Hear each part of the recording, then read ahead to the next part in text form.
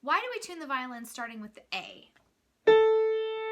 Now, A is like the middle, well, it's one of two middle strings, but it is like a home string. And we want to tune the home string first and then go lower. So starting with A, D, getting those to tune together and really shine with each other is integral for your tuning. Then after you get those two done, you want to go to the lower end first.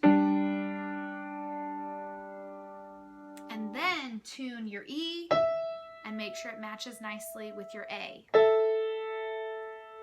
You're wanting to tune your strings together. Now, if you just tune each string individually, it might sound nice by itself, but you have to check them against each other. Now, when you tune A and D together, they will have, when they're out of tune, they won't ring as much. And when they are perfectly in tune or super, super close to being perfectly in tune, they will have a fuller sound to them, and they will sound really, really nice and sparkly and beautiful. Same thing with D and G, and as well as E and A. Now, the reason why we want to tune the lower strings first is because if you tuned the highest string first and then went down to your low string and then you went back to your high string, the low strings can affect how the high strings are tuned, specifically your E string.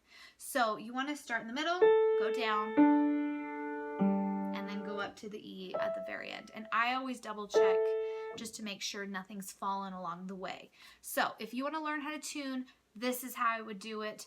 It's really helpful to get one of those little tuner things to put on the end of your violin. That can be really helpful, or even your guitar. Same type of principles apply to any string instrument. But this is specifically for violin. If you are struggling to tune your violin and maybe you're tuning it backwards and going, you're totally gonna mess with your tuning. So start with A, go to D, G, and then E. And you will have hopefully, as long as you did a good job, you'll have a wonderfully tuned instrument. So, but if you don't have a wonderfully tuned instrument, practice.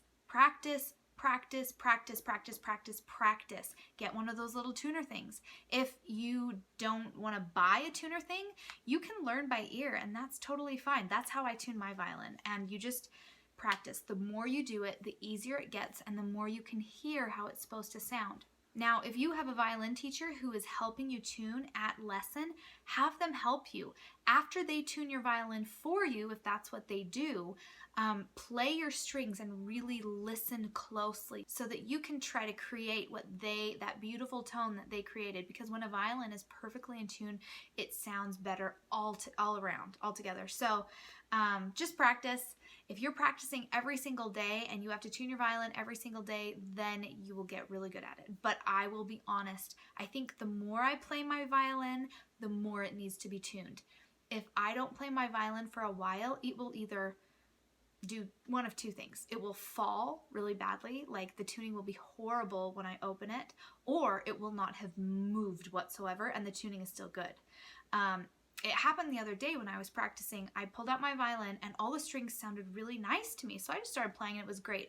I had somebody come over to play with me and we were learning a duet together, and I tuned her violin, which had been tuned the day before, or the couple days before at school, because they get their violins tuned in orchestra like every other day or something, and her E string was more in tune than mine, and I, like my other strings, my A, my D, and my G were all good, A, D, G, those were all fine, but my E string, sometimes I struggle on my particular violin with that E string. And so I listened to hers and then I listened to mine and I was like, oh, mine is not in tune. So then I was able, it was a little bit flat. So then I pulled it up a little bit and it sounded amazing. But it's interesting when you play different violins even, what can happen to what you can hear with your ear. So if you get your hands on another instrument, that can be really helpful too, to just broaden your experience of tuning. So I hope you have an awesome experience tuning your violin and it's not horrible, and if everything goes wrong, I'm sure you can call somebody. You can call me, text me, say, oh my gosh, what am I doing wrong? Anyway, please subscribe below if you're not already, and I will see you here again at Serene Vocal Studio. See you later. Bye. Peace.